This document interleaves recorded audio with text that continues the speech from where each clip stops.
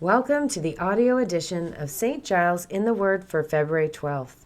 Our readings today come from the New International Version, and we are reading from 1 Corinthians 8 and Joshua 6 in the New International Translation. Let's begin today in Paul's first letter to the Corinthians. Now about food sacrificed to idols. We know that we all possess knowledge, but knowledge puffs up while love builds up.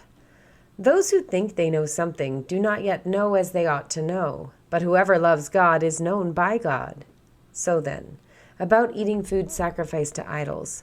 We know that an idol is nothing at all in the world, and that there is no God but one.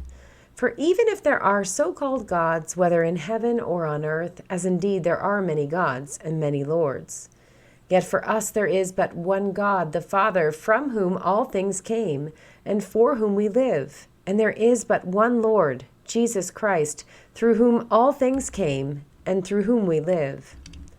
But not everyone possesses this knowledge. Some people are still so accustomed to idols that when they eat sacrificial food, they think of it as having been sacrificed to a god, and since their conscience is weak, it is defiled. But food does not bring us near to God. We are no worse if we do not eat, and no better if we do. Be careful, however, that the exercise of your rights does not become a stumbling block to the weak. For if someone with a weak conscience sees you, with all your knowledge, eating in an idol's temple, won't that person be emboldened to eat what is sacrificed to idols?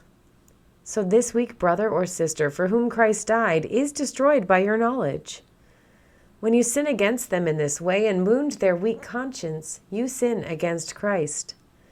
Therefore, if what I eat causes my brother or sister to fall into sin, I will never eat meat again so that I will not cause them to fall. We turn now to the book of Joshua. Now the gates of Jericho were securely barred because of the Israelites. No one went out and no one came in. Then the Lord said to Joshua, "See, I have delivered Jericho into your hands, along with its king and its fighting men. March around the city once with all the armed men. Do this for 6 days. Have 7 priests carry trumpets of ram's horns in front of the ark. On the 7th day, march around the city 7 times with the priests blowing the trumpets.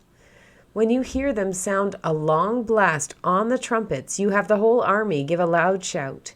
Then the wall of the city will collapse and the army will go up, everyone straight in." So Joshua, son of Nun, called the priests and said to them, "Take up the ark of the covenant of the Lord and have 7 priests carry trumpets in front of it." And he ordered the army, "Advance, march around the city, with an armed guard going ahead of the ark of the Lord." When Joshua had spoken to the people, the 7 priests carrying the 7 trumpets before the Lord went forward, blowing their trumpets. And the ark of the Lord's covenant followed them. The armed guard marched ahead of the priests who blew the trumpets, and the rear guard followed the ark. All this time the trumpets were sounding, but Joshua had commanded the army, "Do not give a war cry. Do not raise your voices. Do not say a word until the day I tell you to shout.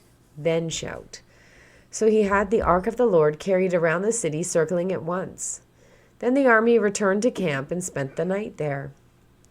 Joshua got up early the next morning, and the priests took up the ark of the Lord.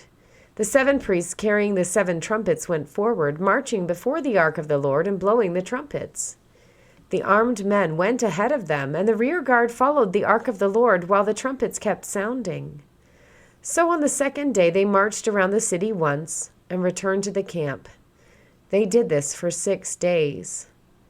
On the 7th day, they got up at daybreak and marched around the city 7 times in the same manner, except that on the day they circled the city 7 times. The 7th time around, when the priests sounded the trumpet blast, Joshua commanded the army, "Shout, for the Lord has given you the city. The city and all that is in it are to be devoted to the Lord. Only Rahab the prostitute and all who are with her in her house shall be spared, because she hid the spies we sent. But keep away from the devoted things, so that you will not bring about your own destruction by taking any of them. Otherwise you will make the camp of Israel liable to destruction and bring trouble on it. All the silver and gold and the articles of bronze and iron are sacred to the Lord and must go into his treasury." When the trumpet sounded, the army shouted, and at the sound of the trumpet, when the men gave a loud shout, the wall collapsed. So everyone charged straight in, and they took the city.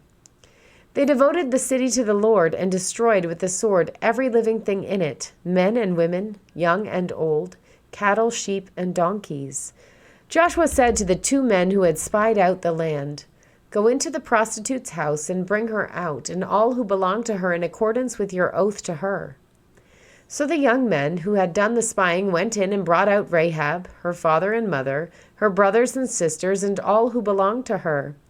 They brought out her entire family and put them in a place outside the camp of Israel. Then they burned the whole city and everything in it. But they put the silver and gold and articles of bronze and iron into the treasury of the Lord's house. But Joshua spared Rahab the prostitute with her family and all who belonged to her, because she hid the men Joshua had sent as spies to Jericho, and she lives among the Israelites to this day. At that time, Joshua pronounced this solemn oath: "Cursed before the Lord is the one who undertakes to rebuild this city, Jericho. At the cost of his firstborn son, he will lay its foundations. At the cost of his youngest, he will set up its gates." So the Lord was with Joshua, and his fame spread throughout the land. Here ends our reading for today.